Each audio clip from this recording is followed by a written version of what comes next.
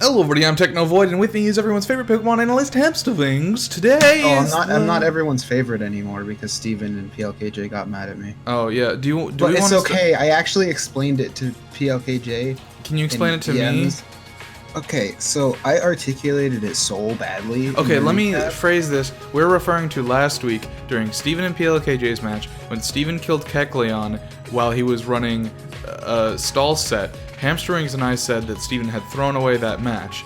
Okay, everyone was mad at us that we said that. Let me explain my thought process. Yes, please do. Because I articulated it really badly during the recap, and then people asked me about it during the week, but I was busy, so I just never responded. So yeah, here's the thing: when we're doing the recap, we think we're doing our best. All right, it's a video. It's not. We don't have time to. Regardless, think about it. No, I know. I explained it badly. So here we go. When I said Steven threw away the game, I wasn't referring to killing Kecleon. Okay. Killing Kecleon at that point was the right play. Okay. He should have bailed out of his trapping strategy like 50 turns ago, is where I say he threw away the match. Because he did not have an advantage at that point. Once he realized he did not have an advantage, he could have double switched on the turn that Kecleon was burrowing underground, forcing Kecleon to stay in and do relatively small damage, but at that point he gets a free kill on the Jirachi slot. Whatever switches out or comes in, he can double target it because he knows what Kecleon's doing, and Kecleon can't switch. So I think he should have thrown away the trapping strategy and just double targeted into the Jirachi slot. I see. Well, what makes you think that Jirachi would have switched? Well, because he was able to now. Well, right, but why would he? He either gets a kill on Jirachi or he gets a kill on something coming in. What if Jirachi protected? Then Kecleon comes up, and then what it's going to do? Go back underground or switch? Either way, that side is not attacking. So basically, no matter what the situation was, there would have been a turn where Steven would have been able to double target a single slot. Yes, for free. Okay. Or for the minimal cost of being dug by Kecleon. Okay, I see. All right, going into the wrap-up week. Hello, everybody. It's the final match. So sorry for explaining that badly, but here we are now. All right. I thought it was the Kecleon because I didn't even realize that Kecleon had 0 PP at that point. I was just being stupid. But then again, I'm not a Pokemon analyst. I'm a resident funny man. David's the Pokemon analyst. So like, I'm just saying bullshit that comes out my mouth. He's the one that's giving you good tips and tricks. So that's what it was. I was just being retarded. Could have heal pulsed that Kecleon. I'm just saying. You could have, but that would have been even more diminishing returns. Anyways, tiebreaker between you and Diggory. You both were 11-2 in the season, and even though Diggory's differential was higher than yours for top 3 this season, we will talk about rules for season 3 in a bit. This season, that means there's a tiebreaker. So here you guys are. Tell me about these two teams. I've watched the match to put in the stats. Well, I mean not the stats, but like the little wrap-up thing. But I haven't actually like paid much attention. So why don't you tell me about both teams here? Okay. Sorry. I had stuff in my throat. It's Flavio. Anyway. So first of all, I think very important point. All of my Pokemon this week are shiny. Mm-hmm. That's very important. Okay. That means. If Diggory sees shiny Deoxys and he has done a lot of research, he knows that Deoxys can't have superpower. Okay. Nice. Which means Deoxys is not killing Kyurem very well. Mm-hmm. His Kyurem is scarfed. I know it's scarfed. I know it's going to be scarfed. Mm-hmm. Because against my team, that's just what you would run. Okay. So what are you doing? Me, I was like, Diggory has a hard time with Trick Room, and nobody's run it on him. I did. So I'm gonna run it on him. I ran Trick Room on him. You did. That's true. You're right. But like not full hard committed Trick Room. It was pretty hard when I did it. Oh, okay. Was it? Yeah, I mean everyone just forgets about me. The whole reason I forget it. It's fine. I don't know. I guess it's not memorable because it didn't end up winning. It almost did. It almost did. It's fine. I don't know. I never attributed your match to Trick Room. I attributed it to other things. Okay. I don't know. That's what I thought personally. It's fine. Anyway. I don't think that's a slight. I just think Trick Room wasn't the defining part of that match. Anyways, onward. Okay. He struggles with Trick Room, and my whole thing was like, I'm probably gonna bring Trick Room, but that means Rhydon's a problem. Because Rhydon, with 0 speed EVs, outspeeds my like minus speed nature 0 speed IV stuff. I mean, every day I go out on the Metro and I'm like, Rhydon is a problem. I can't use my money that I used to pay for the Metro on the bus, so it's like, Rhydon's a problem, man. Rhydon is a problem. So I was like, so I'm committing to Trick Room. I'm making a bunch of stuff really slow, which means Rhydon's gonna outspeed everything in Trick Room, which was bad. So I have Deoxys and Pinsir still at max speed. They just have max speed. Okay. So in case I have Trick Room not up at some point, so basically what you're saying is you haven't seen anybody this season go full into Trick Room, and you didn't either. No, I didn't. Of course not. All right. So going full into Trick Room is not viable with 6v6. So what you're saying is it's not memorable. You tell me. No, I'm just fucking with you. All right, cool. Is that all? I mean, what else? What are you worried about? What does he need to be worried about? I was kind of worried that I decided I need Protect on Nidoking, which means I need Earth Power to kill Volcanion. I need Ice Beam to kill the George Washingtons. Volcanion's not here. What the fuck? No Volcanion. That's crazy. And I'm like, I need Sludge Bomb to kill Tapu Fini, which means I have to remove Flamethrower and rely entirely on Chandelure to kill Scizor. Mm-hmm. So Chandelure is the only thing I have to kill Scizor. Buzzwole can, but he will take a lot of damage for it. Mm-hmm. Diggory's running, hard hitters. Everything he has is a hard hitter. Kyurem is Scarfed, as I said. Finny is like supportive offense, kinda. Okay. Lando is a wall breaker, as per usual. Tornadus, he's got that Tailwind, he's got that Rain. Well, here's the Dance. thing. He has a wall breaker, but you don't really have walls. I don't have walls. Like, none of your My 10 only Pokemon wall, walls. my only wall Mine. is arguably Buzzwole. Oh. And Buzzwole resists everything Landorus does because it doesn't really get flying stabs. Sure. That's true. I guess, like, fly. So, like, in terms of Buzzwole, which is kind of an important player in this match, or at least it was in my prep. I don't know about the actual match. Buzzwole was scared of Finny. Buzzwole was extremely scared of Tornadus. Yeah, sure. Yeah, I mean, that Acrobat. Just boom, boom. And he's not here, but he was also scared of Heliolisk. Yeah, I don't think Diggory was going to bring Heliolisk to the title match. I didn't think so either, but he was scared of it. Because of what? Basically, Heliolisk just does a lot of damage to Buzzwole, and Buzzwole always goes second. Oh, what can Heliolisk do? I mean, it just hits hard. Oh, okay. Alright, so is that all the things you got to say? I think so. Scizor does what it does. It's got that bullet punch. Rotom does what it does. It's got a lot of versatility. Who does he need to be worried about on your side? You talked about what you want to be worried about. What does he need to be worried about from what you got here? He probably is looking at my team, and he probably can't necessarily tell it's Trick Room, mainly because Pinsir and Dio are here. Okay. Which is exactly why they're there. Okay. But also, the thing that might have tipped him off to it being Trick Room would be no Murkrow. To it being Trick Room or not Trick Room? The fact that I would be more likely to run Trick Room without Murkrow. I see. Okay. Because Trick Room's all about, like, you gotta take your turns fast because you only got 5 turns. Mm-hmm. Okay. So having Murkrow there would inhibit my ability to run Trick Room. I see. And I bring Murkrow a lot, so no Murkrow means something's probably up. Perhaps. Okay, alright, let's see how it plays out. Yep. I do have a comment on something later here, and you can correct me. In fact, I'm sure you will correct me, but I have a comment on something that happens in a future turn. Okay. So right here, I'm immediately going to protect his Nidoking. I don't want it to get water moved by the Finny. He's going to taunt my Mime. I'm going to consume my Mental Herb. He was thinking about double taunting. He was telling me that he was thinking about double taunting Mime just for this, and that would have like ruined the whole game for me. But yes. Trick Room goes up. And you correctly predict the Scald, but then you incorrectly predict the Switch here, right? Yeah. I mean, I figured Finny was the bigger target, and that double target would have killed it. Yeah. Because Lando, I mean, Tornadus doesn't... See, they're all the same. Tornadus doesn't particularly scare me right now, and I don't care that mine's taunted. It only has Trick Room as its non-attacking move. Uh-huh.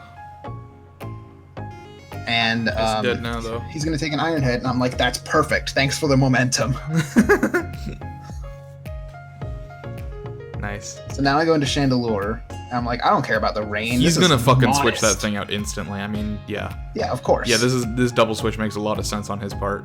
But I didn't necessarily know what he was going into, so I'm still gonna Heat Wave anyway. Yeah, sure. As you should. Gonna go for the Earth Power. Still does a ton to that Finny. Nidoking is doing a ton of damage because he's Life Orb. He's not taking any of the Life Orb damage because Sheer Force. I hit him with the Energy Ball there because, surprise, I have Energy Ball. Then we're gonna Ice Beam What Lando. item do you have on this Shandi? 50% Berry. Okay. Right, yeah, that goes off. Yeah, so Trick Room is up. Trick Room is gone now. But He switches, Yeah. and I went and calced it. I was like, Chandelure lives everything except Earth Power, so I'm gonna see if he does anything else. he did And Earthquake. of course, Chandelure lives the Earthquake because it's not Earth Power. Nice. So then Chandelure gets the Trick Room right back up Fantastic. while Nidoking protects, and now he's in a really bad position.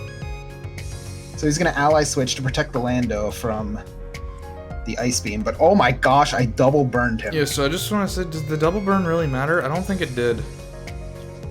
Neither of these burns particularly mattered. Yeah. Okay, no, it did.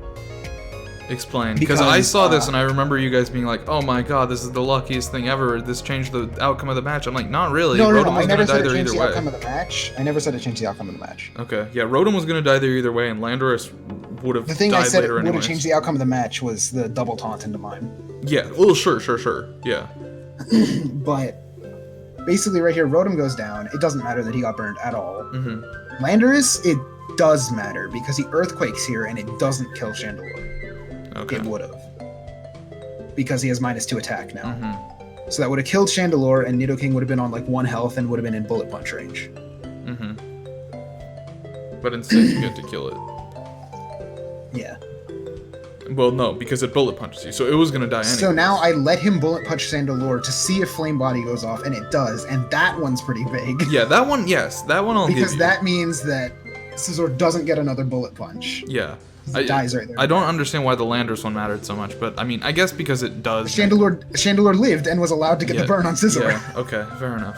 Buzzwole's gonna Hammer Arm, getting +1 speed, +1 attack into Trick Room. It's very good. Yeah. Buzzwole looks fucking ugly when his Mega. Oh, he looks horrible. He looks horrible shiny. It's real bad. So now Lando comes out, and I mean, the game's over. There's still a whole turn left to Trick Room. He dies to burn. I could double protect. Mm-hmm. So yeah, that's the game. That's the game. Congrats, Forgeist, on your Season 2 victory. And congrats. Oh, there's the Yachi Berry. he eats his little snack, and then he goes to bed. Snack. Oh, no, Diggory said he's gonna off himself. That's no good. Well, do he's that. talking about the Lando. Oh, okay. So, okay, all right. So, let's talk standings. Let's talk That standings. game, also, that game might not have like looked close, but it was pretty close. Was it? Kind of, yeah. Dio and Pinsir never appeared. Yeah, they would have been my late game cleanup after I lost all my Trick Roomers. Mm-hmm. Or Dio would have been like my suicide one more Trick Room. Mm-hmm. Because he also had Trick Room. Yeah.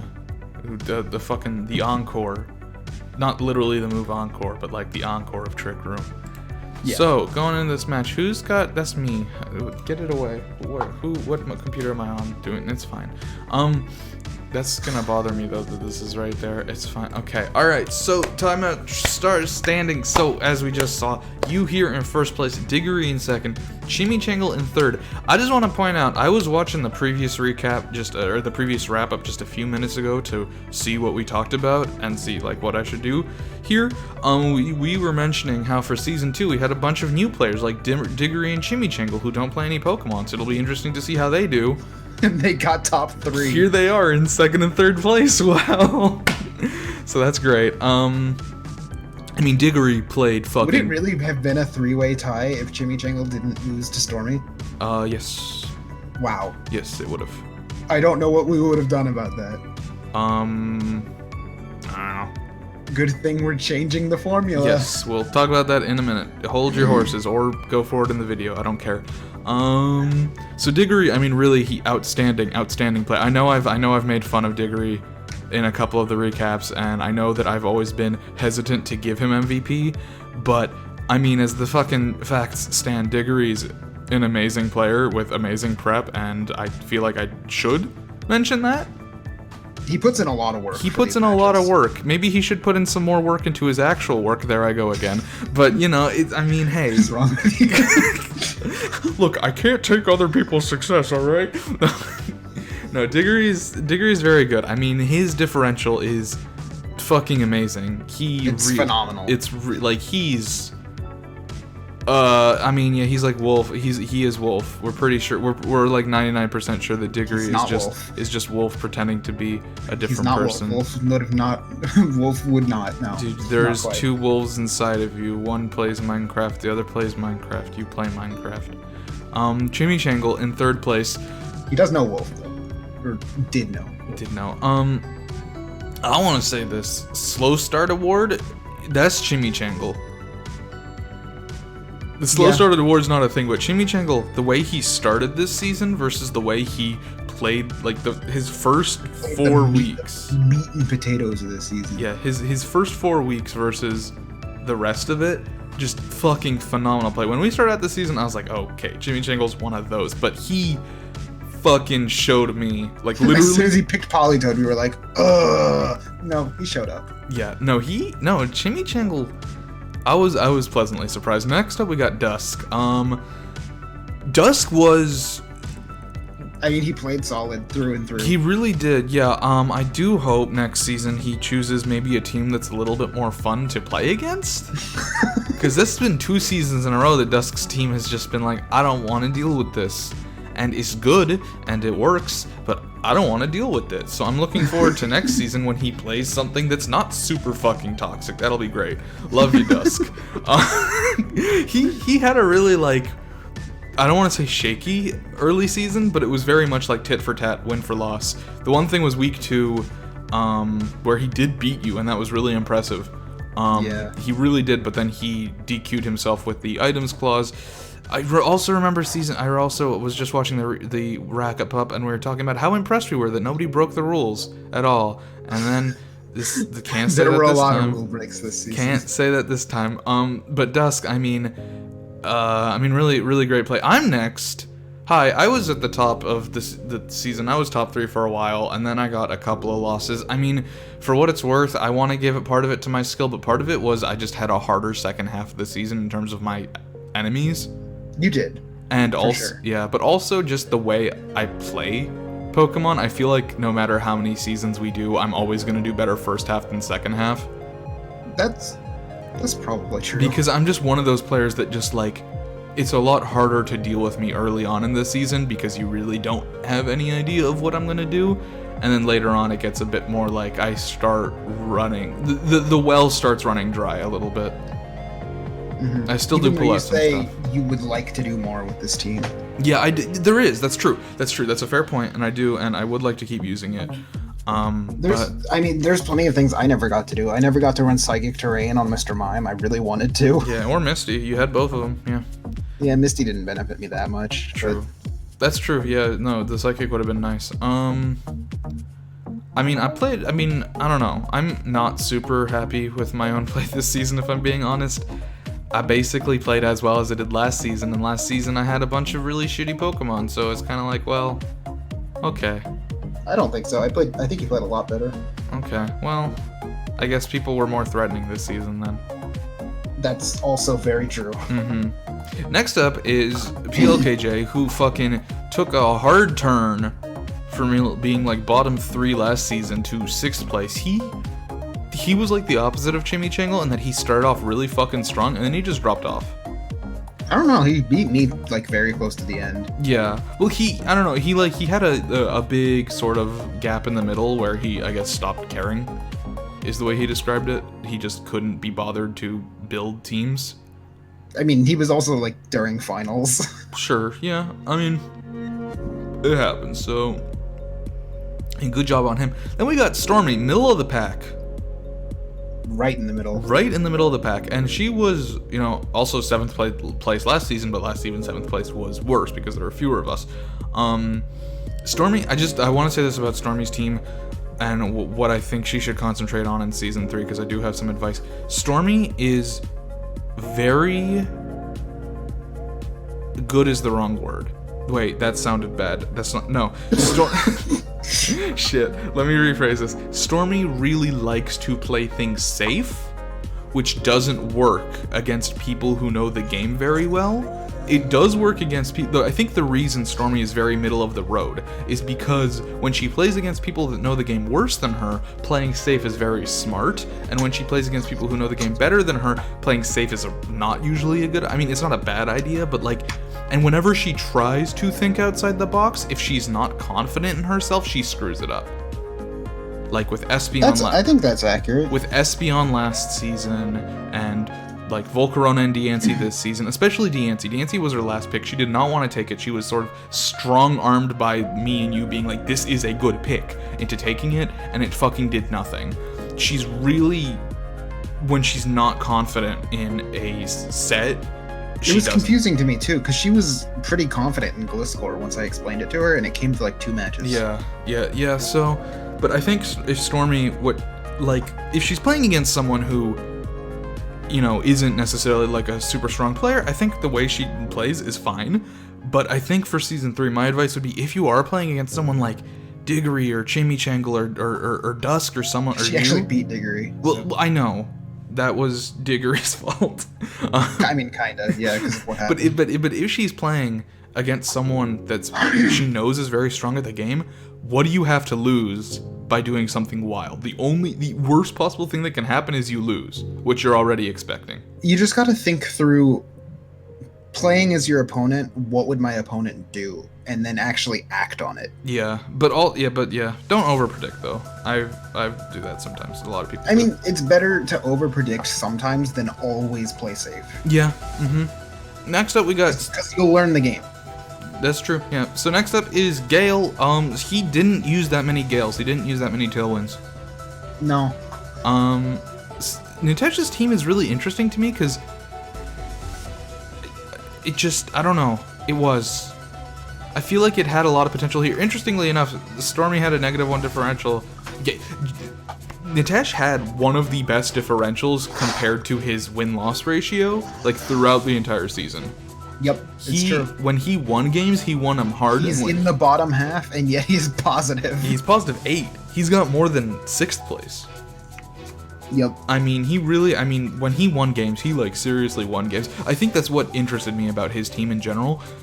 He really would pop off sometimes, and even when he didn't pop off, he played well enough to mitigate his losses pretty well. Yeah. And I think that's worth pointing out.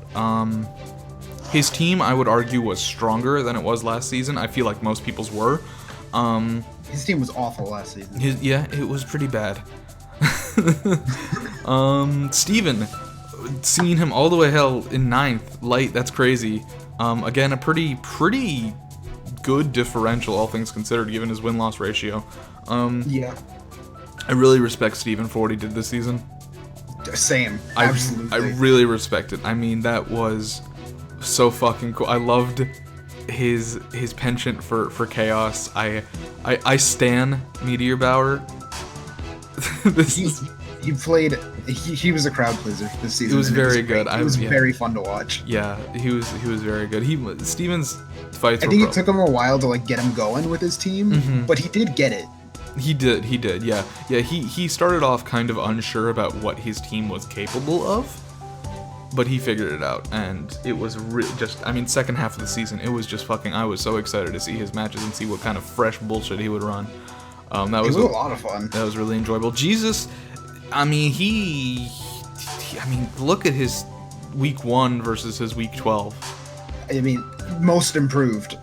Yeah, I mean, no, seriously, most improved. I mean, he started, I remember, like, week 1, he ran on his Shaman Leech Seed, Energy Ball, Bullet Seed, and, like, fucking Solar Beam with, like, max attack investment and, like, fucking Zen Headbutt Mega Gardevoir and he was, like, tailwinding in the trick room. He had no concept of the game at all when we started this, and he partly... And now, like, our biggest complaint about him is, like, he doesn't call protects. Yeah, right. I mean, that's it's such wild. A stark improvement. It's wild how much better he got. I'm really proud of Jesus. I mean, I tried to help him out for a good part of this season. You took a couple weeks as well when I was busy, and he really, I feel like, listens to advice more than anybody and really, like, takes it to heart, because when a lot of people ask me for help, and not that many people ask me for help anymore, I guess I've scared them off by being an asshole, so that's good. When people ask me for help and then they ask me for help again, I feel like they make all the same mistakes.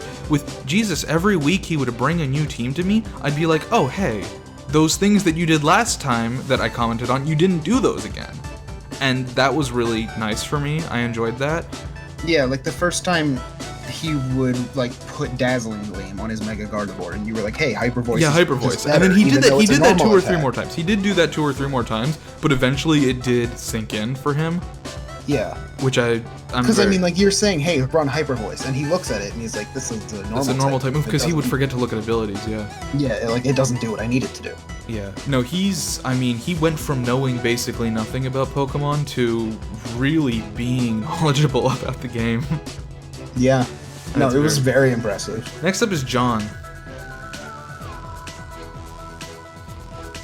Next up is Blinks. Oh my god. What, do you have something to say about John? David? John, okay, look, John... I mean, he had his core idea was effective, like, just because it was good. Mm-hmm. Like, Togetic is a good Pokemon, Mega Diancie is a good Pokemon. Mm-hmm. John had some issues reading the rules. Yeah. Yeah, that's basically what it comes down to. And I'm not just talking about the Bolt Beak, like, I'm talking about throughout the season. There were countless issues with having John, like, following stuff. I feel like maybe he got I think he's playing against next season, and I have faith that things will improve. I think sort of towards the end of the season he did realize that he was being... Just make sure next season don't click Dynamax. Yeah. Just never ever click it. Yeah, that goes for everybody. Dynamax is banned, so if you click, there's that big auto loss button is gonna be on your screen all the time. Don't hit it. But I mean, Moon, he did do pretty bad. He also drafted, like, Magikarp. His biggest problem was that I feel like he just did the same thing over and over, which may have been effective at the start, but after a few matches, people prep. Yeah, so people look at your team and they see what it can do. Yeah, and they see your previous matches and they see what you do, and then when they realize that when every match you do the same thing, I'm really funny. It's like you're not hard to beat at that point. Right. Yeah, I don't know. You can't play predictably. Yeah, you can't. Yeah. No, when this draft we were going in draft, I remember, like, it was John's turn. I'm like, all right, I'm going to bed. Vlinks and Nitesh, please cover draft while I'm gone. And I leave, and I, like, wake up 30 minutes later, and I, like, look at the thing, and he's like, I take Blissey, and they're like, all right, it's Blissey. It's the next person's turn. I'm like, he already has all his B tiers.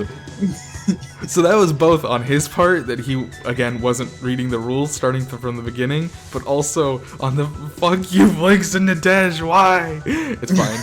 It's fine. Next up is Blinks. Speaking of, he quit halfway through, for understandable reasons. I do wish he didn't, but I understand that he had to. Kind of sucked. He absolutely should have. Yes, it was the right call. It did suck, but, happy trails to you. We'll see you in 15 years. Next up is... See you in Season 4, hopefully. Maybe Season 4. Probably Season 5. Maybe Season 5. Yeah, with him, I do want to say, I do think if he continued playing the season, I do think he would have gotten better. I do too. Like, not under the conditions he was working under. Had he had free time, I think he would have been one of those, like, late bloomers. Had, like, a solid, like, 3 hours of free time a week and felt like this is what he wanted to devote it to. Wasn't interfering with his life. Yeah, for sure. Then yeah.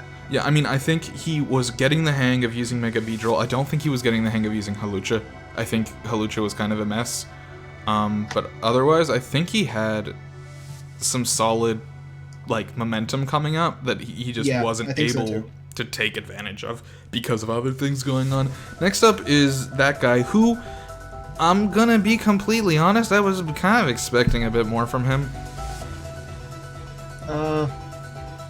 Somewhat. I mean, he got better at the end. Yeah. I mean, last season, he had so much improvement from the beginning to the end that I really thought we were going to continue seeing that trend, but it kind of feels like he plateaued. Mm-hmm. And so, unfortunately, I mean, I'm not trying to be mean-spirited about it, but I was kind of hoping to see some more improvement, but I kind of feel like he stagnated somewhat in terms of his play.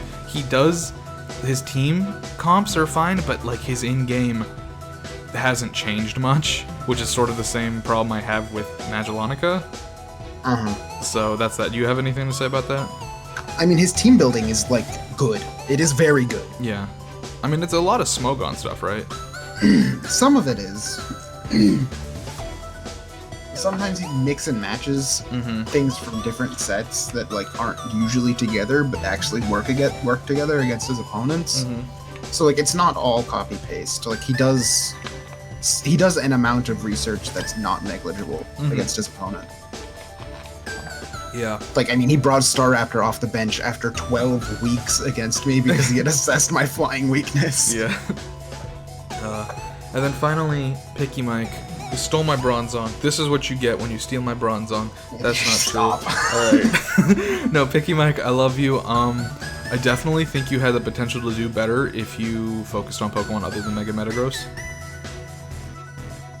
I think a lot of faith was put into Metagross, and I think, obviously, you know that you gimped yourself a little by going Mono Steel. Yeah, for sure, for sure.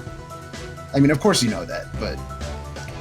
I still feel like there was some potential there that he didn't. No, I feel like there was a lot of potential. I feel like Mega Metagross is a great Pokemon. It was not your only great Pokemon. Yeah, for sure. Yeah, I really think he a lot of games underestimated the were rest of played his as team. if it was the only one that could carry. That married. Yeah, that mattered. Not married. God. That mattered. No, I honestly, I know that, like, he is in last place by a pretty wide margin here, but I honestly think if Picky Mike comes back for Season 3, and he sort of takes into account what happened Season 2, he could play well. Like, I will not say that... I agree. I think he would improve a lot. And I don't think it's necessarily improvement. I think he's already No, good. I think he knows what he's doing. It's just, I think the mentality shift would do a lot for him. I really think it's a matter of the mentality shift. I really agree with you on that. I feel like he's not a bad player. I feel like this is sort of uncharacteristic of him in that... And don't get me wrong, taking TDD for fun is completely fine. If that's what you're... It's absolutely encouraged. Yeah, absolutely encouraged. If you are enjoying this, then that's cool. But, like, there is more you can do, and I know that shift from I'm just gonna do the thing that is not working over and over again versus, like, I'm gonna think about it a bit more. I don't know. I feel like he has the potential to be... I don't know how to phrase it in a way that, like, doesn't sound like I'm being a dick, but I'm really not. Yeah, no, I know what you mean. I don't know how to say it either, but, like, I feel like his... Okay, here's how I say it. I don't think he's a bad player. I feel like his results would reflect what he knows. Okay, yeah. Sure, yeah. I don't think this is indicative... I don't think this is indicative of his skill as a player. Me neither. I think that he sort because he did, like, you saw him do a lot of smart things. His match against me was great. He got MVP that week. He's played really smartly. He's no slouch when it comes to actually strategizing and preparing. He just kind of didn't really take anything seriously for the most part because I feel like he went into the season expecting to lose. Maybe. And so he did. Maybe I'm wrong about that, but that's sort of the vibe I get. Anyways. But I think the faith needs to be spread amongst your team. Yeah, definitely. Speaking of spreading the faith in team, time for the MVP chart. Anyways, we're hoping to see most, or if not all of you, come back next season. MVP chart. What? That would be great. Yeah, Mega Mawile fucking it takes the lead at the very last week with like 4 kills. Definitely an A tier. By the way, this does not include the tiebreaker, of course. No, tiebreaker is not involved here. This is all just regular stuff. So, I'm just gonna run through it. If you stop me at any point, if you think there's any Pokemon you want to make particular note of, Mega Mawile, I mean, it's fucking, that's what it does. It's very good at killing things. Especially when you work around it, that's what it does. Mega Metagross, I mean, it's the one Pokemon, even though Iron was last place, it's the one Pokemon he focused on, so there it is. It's like the League of Legends funnel strat. You gotta funnel all the resources into Mega Metagross. Apparently so. Buzzwole. Going forward, you should not do that. Buzzwole may have had the best KD in the entire season, as my guess. I could believe that. He only had 2 deaths. He only had 2 deaths and got 18 kills, which is really impressive. Buzzwole was wild, and Buzzwole was dangerous. Mega Venusaur has been moved up to A tier. Bye-bye. He has been banned from the B tier. He's been banned from the B tier 2 seasons in a row. We've realized he's fucking stupid. He provides too much tank ability and damage to a team. Yeah, he's too much. Next up is Victini, who kind of carried me. I'm disappointed in Victini, if I'm being honest. I felt just like because it's like not unique enough. I feel like one of the main reasons I chose it was for its ability Victory Star, and I just felt like while I did use that occasionally, Victini kind of just boiled down to I have to bring this just in case other things don't work. Like I need to bring it as a trump card. And it just kind of ended up taking over games in a way that it didn't let my other party members shine. Like before things got bad enough to the point where you would want to bring out Victini. Victini just had already come in and had already killed everything. Yeah. Yeah, it was already the optimal play, so you just used it. Yeah. Next up was Porygon Z, who jumped up fucking six places in MVP chart in the last week because it got like 5 or 6 kills. I mean, hey, adaptability and the Z conversion works. That's all I gotta say. It's a very, very strong Pokemon. That's the one. It requires setup, but once it's set up, it'll go. That's really like I feel like the one strategy Stormy really mastered. Yeah, no, she mixed it up with Porygon and it worked. Yeah, it did. Yeah. Next up is Kyurem, who was kind of a strange pick for Diggory. All of his teammates were kind of like the kills were very spread out, which is why he's so low here. It ended up being Kyurem. I don't really have anything specific to say about Kyurem. Then we got Slowbro. I guess a big point about Diggory is that his S tier was like not offensive. Yeah, it was Finny, sure.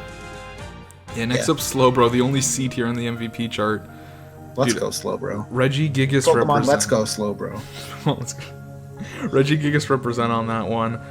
That thing is mainly in the MVP chart because it refused to die, and so it killed things. It sat there and just scalded until other things died. Then is Kyurem White. I remember at the beginning of the season, everybody wanted us to ban Kyurem White, but here it is. Yeah, and I overruled all of you and said it's S tier.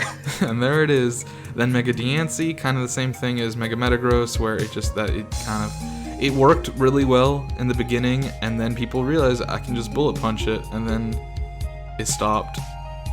Yep. Then Gyarados. Which is why it has 12 and 12.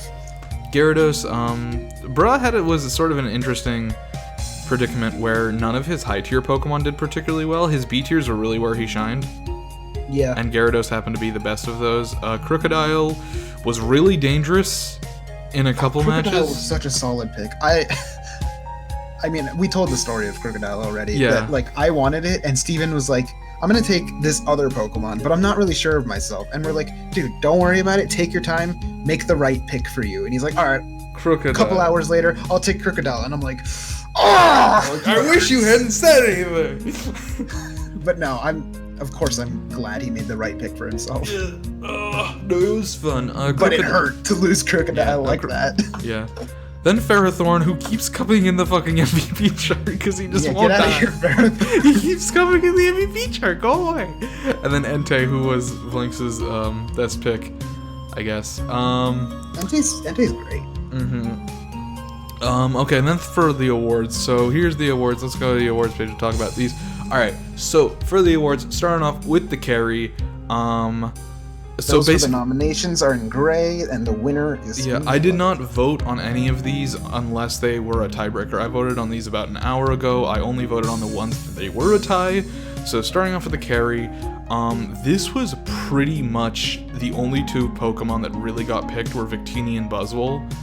Really? Yeah, like, I don't know if I should pull up the straw poll, because I don't know how that'll look on the video, but, there were a couple picks, like, early on, and it was, like, sort of, like, all stacked up, naturally, but then when I clicked on it just now, the Victini and Buzzwole were pretty far ahead of the pack, and they were tied. I was really considering this one hard between Victini and Buzzwole. I was thinking of giving it to Victini mainly because I feel like had you not had Buzzwole, you still would have managed Buzzwole was like my 6th or 7th backup A tier. Yeah. So many picks got sniped before I was like, yeah, Buzzwole. Yeah, and so I was sort of not considering giving it to Buzzwole because I knew that you would have done something else. But at the end of the day, I mean, that score doesn't lie. I mean, it was always the fucking thing in the back that people had to worry about and think about. It was the reason everybody brought Z-Fly. Yeah, basically. So that I ended up giving it, and I didn't want Victini to win because I was just unhappy about how it did. Next up for the Executioner, this one was also a tie between Mega Metagross and Deoxys Attack. And I gave it to Metagross. Yes, Deoxys Attack. I'd absolutely give it to Metagross over Deoxys. So the Executioner, we should have said the carry is basically the Pokemon that, even if it didn't, like, do the most stuff, it was the thing that kept the team together, kept, the wins rolling in or whatever. The MVP that the person considered themselves the MVP, basically. The Executioner is the thing that it's like, ah, shit, this is out on the field. I have to get rid of it or I'm gonna die. Mm-hmm. I feel like Deoxys makes sense as an Executioner, because even though he didn't Deoxys makes sense, but considering how all of Picky Mike's matches go, Metagross is the right choice. Yes, yeah, I definitely think so. So that was the main one. Onto the Bastion. I honestly thought Slowbro should get this one. I thought Slowbro should have to get this or the Miracle, dude. Yeah. Slowbro didn't end up winning anything, unfortunately. Slowbro got robbed. Slowbro did get robbed. A couple Pokemon got robbed, in my opinion, but we'll get there. Yeah. This one was pretty close, all things considered. I think Mega Venusaur won out by 1 vote, so I didn't vote on anything. Actually, okay. Slowbro had 1 less vote than Mega Venusaur, so had I voted for Slowbro, it would have been a tie, which would have been bad. So I just left it alone. That's how that went. But it was pretty close. Like, there was like Mega Venusaur was slightly ahead of a couple Pokemon, and then everything was kind of like stagnant. The Comrade, Mr. Mime won this by a fucking landslide. Nobody came close. No one came close. The Comrade, for people wondering, is the Pokemon that was the most, you could use it on the most variety of teams. It had, fun fact about Mr. Mime is he is in last place for the MVPs. He is. Yeah, absolute last place because he came to the most matches and he died in all of them. Well, he died doing what he needed to do. Yeah, he went 0 kills, 8 deaths, which put him at number 140, but he did what he needed to do. Yeah, the Comrade was basically the Pokemon that, I mean, they worked well within a team. Lots of other Pokemon synergized with them. The Synergy Master, basically. Then the Cleric, Clefable won this one by a landslide. A lot of these were landslides. Clefable, I mean, it makes sense. There really wasn't any other choice. It was Gardevoir, sort of. Sort of, but it always... And Fortress. I mean, this is like sort of like helps your own team kind of thing, and I think Clefable, I mean, Clefable's the reason I managed to do so well. Clefable pulled its weight. Clefable, I mean, amazing B tier. Next up is the Disruptor. This one was also kind of close, but Suicune won this one out, which makes sense. I agree. Suicune's fucking annoying. There were some that I was, Murkrow was there, Klefki was there. Like, I don't know, Mega Sale? I don't know. I mean, yeah, Suicune makes sense on this one. Wildcard, Mr. Mime won this one by a landslide as well, which is makes understandable. This one actually makes less sense to me than Comrade. Can you explain to me this one? Everyone agreed on this one, that it was Mr. Mime. But because you just didn't know what it was gonna do. every single time, everyone was like, "Oh, well, I saw how David used Blastoise last season. Mr. Mime's just gonna be a follow me bot." Yeah, but and he just never was. Well, he was a few times. He was like once or twice. Yeah. Next up is a secret weapon. I mean, like, I think people were like, "Yeah, Mr. Mime's getting stagnant," and then I thundered Chimichanga. This is true. I mean, Chimichanga was really late though. Yeah. No, it was. I feel like Mr. Mime picked up its uniqueness. I mean, you fucking ran it like Infestation against me, so there is that. I mean, it died. It never got to do it. It didn't get to do it, but it was there. Secret weapon. Oh no. Oh no. I don't. Wait. Uh-oh. What? You can. I want to fix this. Make them all.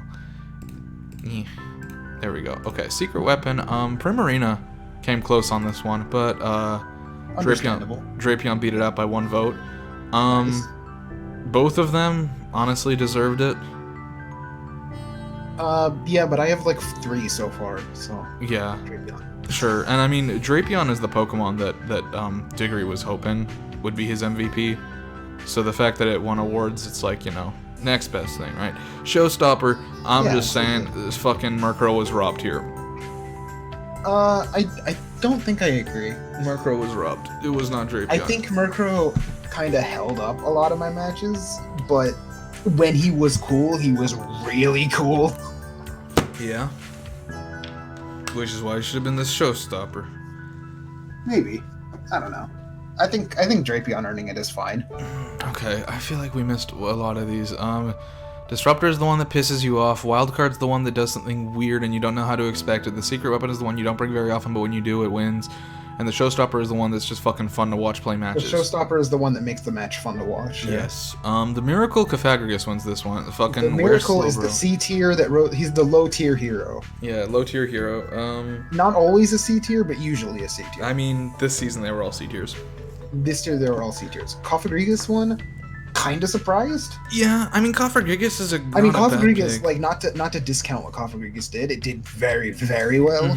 I think Mega Aggron I just think Slowbro deserved it. Yeah, Mega Slowbro was actually I don't think it was top 3. I think Mega Aggron was 2nd place on this. Mega Aggron also showed up. Yeah, he really did. But I really think Slowbro deserved it. Or that's at least, true. I think Slowbro deserved either this or the Bastion.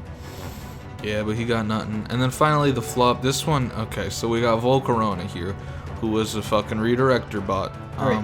The flop. The flop. If the Miracle was low tier 0, low tier 0, the flop is the high tier 0. Yes. Volcarona, the fucking thing that was a redirection bot, even though it's called Volcarona. Zerkatry, who had like a 75% win rate and a positive KD and carried a game. Heatran, who completely covered Picky Mike's weakness to fire and fucking almost never came. Greninja, who fucking did nothing and like did 10% damage I think the entire season. Landorus, sort of, I guess, who I mean it's a wall breaker, but it only got 4 wall breaks and it died to like twice as many. So probably could have done better. Gardevoir, which literally never fucking shot out an attacking move. Mega Gardevoir, that also same thing, because it came in on fucking, whatchamacallit's, flash cannons and died every time. Keldeo, which is apparently really bad in doubles. Yeah, right. No, just fucking learn to play the game. And Halucha, who just... Oh my gosh, this is the most angry reward. Zerkatry somehow was tied for first with Landorus, and I'm just like, I don't know what y'all... Dude, how did you guys not vote for Volcarona? Or Keldeo. Or Keldeo. Both of them. Or Greninja, or Heatran, or Mega Gardevoir. Or... I don't know, I feel like there were so many options, but like, I don't really think Landorus earned it. Yeah, I mean, between Zerkatry and Landorus, I can see Landorus, I can't see Zerkatry. And this is not just because it was my Pokemon. Anyone could have had Zerkatry. Landorus did come to a lot of matches, and it didn't do a ton. Yeah. It picked off important key members, but it didn't do a ton. Yeah. It could have done more. Whereas I think, and Zerkatry also could have done more. Zerkatry is on this list in the first place because it was a very high priority pick for me, and it almost never did what I wanted it to do. It missed every single fucking Z Hypnosis this season that it tried. Yeah, it sure did. And I misplayed it once, so I get it, but also there were so many better options here. I don't know why, but at least I thought maybe our definition of the flop just differs from other people. That's possible. So those are the rewards. Good job, Landers. So Stormy, Porygon, Ninetales. No, bad job, Landers. Oh, bad job, Landers. Yeah. Then Victini, Sigilif is my number 2. Woo! Yay, go Sigilif. Beat Darkrai. Yay. Don't take him from me, please. Then Slowbro, then Mega Medicham. And Azumarill. I mean, Azumarill I feel like was the much scarier one. Azumarill was horrifying, yeah. Yeah. Remember last season when people thought it was bad? Look at Heatran being in 2nd place with 4 kills. Heatran could have done so much. Look at that Mega Metagross. I like how Picky Mikes are literally just like in order of tier. Yeah. Huh. Next up is Gust of Wind. Nitesh, who Mega Aggron definitely put in work. Honestly, I feel like Mienshao could have done more, but I mean, it did what it needed to do. I think it was very good. Did work. Yeah, I think it was very good. Even though it doesn't look like it stats-wise, it did work. Next is Magellanic Allow, which is pretty much as expected. You got Frostlass. I feel like Frostlass could have been used more, but Diggory, yeah, as you can see here, very close. Mega Scizor ended up getting a lot of kills that last game. Tapu Fini has more than I would expect. Yeah. I mean, I said Finny's not offensive, and it's not necessarily offensive, but it can do offense. You can run a Specs Finny with Muddy Water. It's offensive. When I see it in the team preview, I feel offended that someone has brought Tapu Fini. Tapu Fini is my least favorite Tapu. I hate it. Next up is Horn. Giratina O did not come to as many matches as I thought it should. He really kind of, like, took a vacation the last half of the season. Meanwhile, Cacturn, on the other hand, fucking good job, Cacturn. Yeah. I don't think a Pokemon that anybody ever expected to be worthwhile in any manner, and it did some stuff. Bruh, who just, Como-O, Gardevoir, Mew, kinda, Gyarados and Shaman, though, and Charizard all put in work. Scizor, I feel like, put in a lot more work than its KD suggests. Yeah, no, Scizor did a lot. Yeah, next up is Chum, then might go on Celesteela. Celesteela was ahead for him basically the entire season. Celesteela did so much. Celesteela's very good. Celesteela's an amazing Pokemon. Hive, who left. Light, who had the fucking weirdest team. Coco and Crocodile were actually tied, but Crocodile died one last time. Gengar. He wanted to make his picture Cocoa Puffs, but apparently another person in a draft league had already done that, so he's like, I gotta do something else. I mean, Gengar and Mega Latias put in some great work too. I mean, Crobat did less. Klefki and Zatu, I also want to... all those Pokemon. I love the Lantern 0 everything. Games played 3, games won 3. He's got a 100% win rate. I honestly, if I was voting, like, for real, because I didn't really vote in the awards, if I was actually voting for the awards, I would have given Lantern the secret weapon. Because he didn't do anything. He didn't need to. His existence was all that was required. And for Garden, Mega Venusaur Manaphy right behind. Tapu Bulu. Manaphy was, I feel like, not respected enough for how good it is. Yeah. And then you. Oh god. Okay, and then, oh no. And then you were with, yeah. Chandelure is just snuggled in nice and tight in the covers. Murkrow putting in some fucking top-notch work. Dude, Murkrow got so many foul play kills. He did. And Perish Song. Alrighty. So, it's been a great season. Dude, Primarina's so high for how few games he came to. It's been a great season. Had a lot of fun playing. It was also long. Let's talk about Season 3. Okay. First of all, Season 3, probably going to be starting in April, is my guess. We are at least taking off until March, maybe April. We're kind of waiting for Showdown to put in models. We want Showdown to have their 3D models done. We want to have the 3D models done before we start, so a lot of it will depend on that. If they're not done by the end of April, we'll probably start anyways. Because if we go for too long, and Isle of Armor comes out, then that's going to cause a lot of problems. Going to mess with things. Yeah, because it's going to give Pokemon moves that are going to change their tiers mid-season, which is not a thing we can do. So people aren't going to be able to... The rules and what's legal and not legal start as soon as the drafting process starts. Once that starts, the rules are locked in.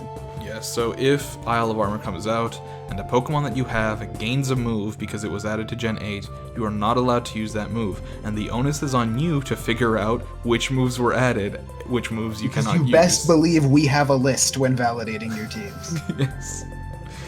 Yeah. So just be careful, ask questions, we will answer them. Yeah, we will. Speaking of making the season shorter and letting more people show off their skills, you want to talk about this? Sure. We're introducing a thing that a lot of other draft leagues do. We're going to have a division system. Basically, we're going to separate it into 2 divisions, or more, if for some reason we get a ton of people, which I don't think will happen. Next season, it'll probably be 2 divisions. We're going to probably split it in half. Down the road, we're basically opening up. So this season, I limited the amount of participants to 14 players. Next season, that limit does not exist. Yeah, there's no limit at all. Because we can always make more divisions. Yep. So how it's going to work is everybody in the division, it's going to be the same thing. It's going to be a round robin, like it was this season. But you're only going to play the people in your division. Which cuts the amount of weeks in half. So this time it was 13 weeks, whereas next time it would be 6, because there's 7 people in division, which means you fight 6 times. Yes. So this season would have been 6 weeks plus playoffs. Yeah, playoffs is another introduction that comes from the division system. Yes. The top 3 from each division will move on to playoffs. Yes. If you are rank 1, you earn a bye in the first week. What a bye is basically it means that you don't play in quarterfinals. Your first match is against you get a free pass into semifinals. Into semifinals if you were the top person in your particular division. So if you are in the Timer Ball League and the Quick Ball League are what we're calling them, yeah. And they are going to, and some people were asking how, since next season we're doing a draft where everybody drafts at the same time, what's the sort of, not quote-unquote penalty, but like what is the thing that's going to affect that? We're to some degree basing the divisions based on how you placed in previous TDD leagues. So if you... Yep, so like I will be in the same league as Diggory and Chimichangle. And Chimichangle and Dusk, and probably like Meteor Bower. Meanwhile, people like Magellana Kalau and Jesus and Peaky Mike will be in one league as well, because they placed lower in both this season and previous seasons for the ones they played. People in the all middle... we really have to go off of is the results of this season and the last season. So if somebody shows up and they like prove that they don't belong in their league, well, you know, sure, yeah, it'll happen. Yeah, I mean, one of the things is we're doing an application process this time for the draft, so it's going to be pretty quick. Not anything difficult. It's not anything difficult. It's just a pretty quick, like, what's your time zone? What's your Discord name? Are you willing to, put this time away to do the matches? Just yes/no questions. And one of the things is just, how much experience do you have with Pokemon? We're sort of going to base it on that. And I think there's an option to like leave a showdown replay. Yes, there will be if new people want to leave in showdown replays. The rest of you can do that, but we know. But we know already how you play if you're already here. So yeah, if you're the first, if you manage to be in that Timer Ball League or the Quick Ball League and you are in first, you are gonna get a pass into semifinals. So you get a fucking real ass chance at the gold. Whereas I feel like some players don't necessarily feel that they have that opportunity towards the end of a season. Whereas I feel like it's gonna be a lot more open to some. So did we decide that we're going to randomize the playoffs orders? No. So, well, okay, maybe you disagree and we should, but the way I currently have it doesn't really matter to me. The way I currently have it set up is, I believe, the third place from... It's like third place third, second place second? No, it was... I don't remember. Let me check real quick. You keep talking about things. I have this in a document somewhere. Okay, well, while you look for that, I'm going to also say that an important part of the playoffs is that they're going to be best of 3. Unless you decided that wasn't a thing. No, that's a thing, yeah. Okay, so you have the option to bring 3 teams to playoffs. Should you make it that far. You can bring only 1 team. You can mind game by bringing only 1 team. And people won't know that it's all the same team, but like once you get to playoffs, it's going to be like what you put in is what you get out of it. If people are against best of 3, we could look into it, but... What's that? What was the last sentence? If people are against best of 3, because, like, it is obviously a bigger time commitment. Well, it's not. You just can make one team and it's fine. Yeah, it's true. I mean, here's my argument to that. If one person decides they don't want to put in the extra time and they just want to make one team for all 3 rounds, and the other person wants to put in the extra time and play all 3 rounds, and that person wins because they made more teams, they deserve that. I mean, taking a week to make a team, it still takes people like a week sometimes. Okay. I mean, making 3 teams is not easy. I mean, once you have a basis for what you want to do, it's like there's not that many changes you need to make. I guess. And again, you're free to only make 1. You're free to make 2. You're free to do whatever you want. But basically, after the drafts end, we're probably going to have an off week, and then we're going to do going right into round 1 playoffs. Yeah, which will be 3 weeks. The first will be quarterfinals, where the third place quarterfinals, semifinals, and finals. Yep. Yeah, quarterfinals will be the third place of Timer Ball League fighting third place of Quick Ball League, and second place fighting second place. Then for the semifinals, the winner of the third place versus third place is going to fight the Quick Ball first place. Winner? Okay. And the winner of the second place quarterfinals is going to fight the Timer Ball. Yeah, the Timer Ball. So the Timer Ball is going to be the players who do better because it's like Timer, they've been there longer, and the Quick Ball is going to be like the Quick, they're newer, that kind of thing. So that's how we're doing it. And then so that'll be semifinals, and then the final week will be finals, which will be the winner of the 2 semifinals, and we're also going to be having a third place match, which will be between the people who lost semifinals. Oh, okay. So there's double elimination for semifinals. Yeah. So yeah. So then, in the same week that the finals are occurring, the 2 losers of semifinals will also fight. Also a best of 3, and then that'll determine our champion, our first place, our second place, and our third place, which, as usual, is going to have the reward tiers of money.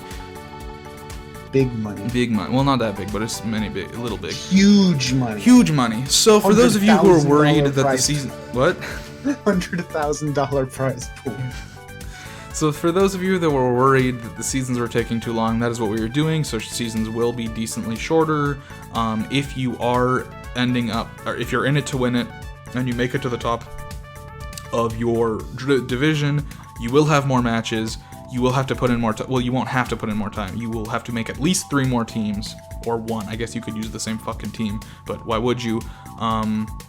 And then within each week, you can also create multiple teams for the different matches if you want. Regardless, even if you make it to playoffs, it's going to be shorter than this season. Yes, I mean, even with the same number of people, it'll be 10 weeks instead of 13 or 14, plus the off week we have between. So it'll be great.